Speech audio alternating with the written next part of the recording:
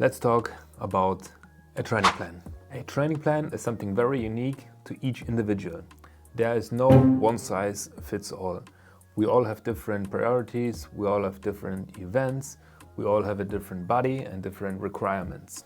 I still would like to show you how I schedule my training plan for my upcoming Ironman, which is in about 9 months. So that's a very long time where I'm focusing a lot of my base work. So I've got a 9 months time horizon. The way I structure this, I go with a base phase, a build phase, a peak phase and a taper phase. I think this is a very widely common structure that I would definitely also urge you to do if you are preparing for an endurance event. For example, my base phase is starting, it has already started a couple of weeks ago, and it goes all the way until mid-March. This is roughly 12 weeks of base phase. The base phase is about building durability and work on your zone 2, which means it's low stress but high consistency, lots of strength work, injury prevention, and in terms of the swims, a lot of technique swims. Now it's the time to get comfortable on the bike and run with a proper form without exhausting yourself after every session. It's actually the opposite, where we want to be fresh for the next one. And it's also a bit of the mental phase, because if you do lots of easy training, it sometimes feels too easy. But that's usually a good sign. That means you're doing it right. Now, there's always a sweet spot for everything, but when we are building our aerobic engine, we don't necessarily want to push too far into a heart rate zone or have too much of a muscle pain. It should all feel smooth and easy. And after those 12 weeks from mid-March until late May, which is another 8 to 10 weeks, I'm entering to my build phase. The build phase is where the training becomes a bit more specific and has more purpose. The intensity gradually increases with more structured sessions at tempo and threshold paces, especially on the bike and the run. However, at the same time, the easy days stay easy because we also want to emphasize the recovery and make sure our body can adapt in a healthy way. This is also the time where race pace should appear quite regularly, so the body gets used to the demand that comes on race day itself. Now, this is also the time where nutrition and recovery both go very much hand in hand and becomes a more crucial part to the training. This is when a time when you need to drill down the nutrition strategies on where and how and when you want to consume the carbs, the electrolytes, and everything else that you might need. And also to figure out how much you actually need to consume or should consume. If it is 60 grams per hour, 80 or even 100 grams per hour, these are all important questions that should be answered in the build phase. Now, the goal of the build phase is not to be at peak fitness yet, but to steadily improve without burning out. If the base phase was about patience, the build phase is about control. And after the build phase, the peak phase arrives. The peak phase is about turning fitness into performance. By this time, the work has already been done.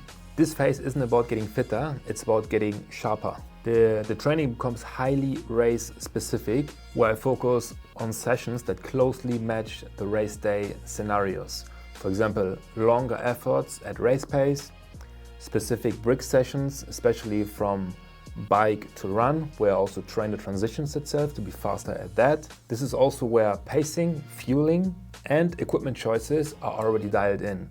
There's nothing new that is going to be introduced because everything should have been tested during build phase. The volume is still relatively high, but the intensity is controlled. Every key session has a reason behind it, and recovery remains still as important as always. And like I said, nothing new is going to be introduced. Everything should be reinforced. Everything has already been tested.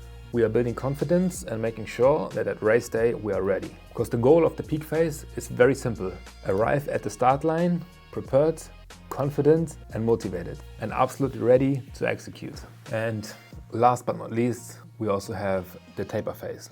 Taper phase is also an important segment of the training plan itself, because the taper phase is really arriving at the start line fresh and not flat. At this point, the fitness is already there, the training is done, peak phase is over, and you just give your body a little bit time to recover from what has happened the past weeks. The training volume comes down significantly, but the intensity still stays in the plan. Controlled efforts help maintain sharpness without adding fatigue. The goal is to reduce stress while keeping the body responsive. And here, recovery really becomes the top priority. It's very important to track your sleep, your HRV, your heart rate, everything is going on a day, how your overall recovery is, what's your training readiness on a given day. The way I structured my training is via Training Peaks. I'm fairly new to Training Peaks, but I think it's a tool that works very great for what I've been doing, and it lets you structure your key sessions. Now this is something how it could look like. So what we're looking at here is, in my case, last week's data. So I had here on Monday, the 22nd, a full body workout. Then here my metrics. This is what gets imported from my Garmin, my sleep. I weighed myself. I came in at 86.4 kilos, including clothes. And everything is cleanly organized here. Yeah. Here on the right hand side, this is now Saturday and Sunday. A long bike on Swift and a long run.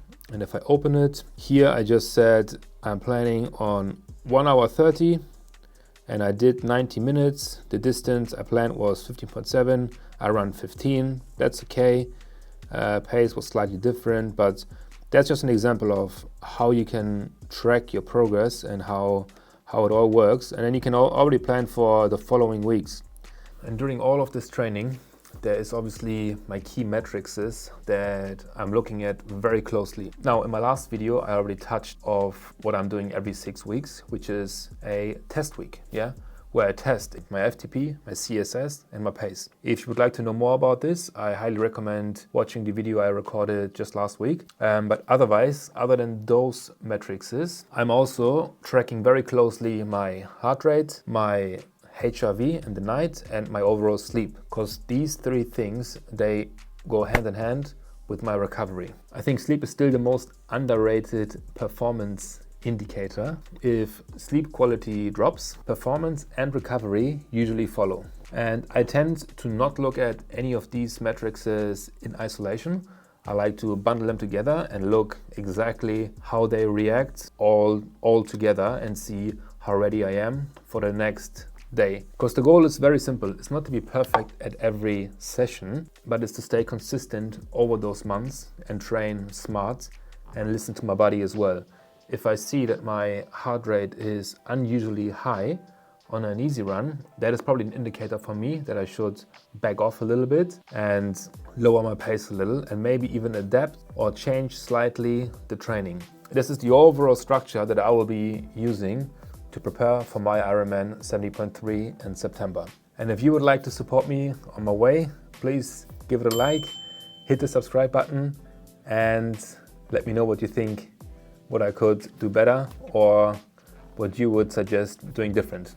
Bye bye.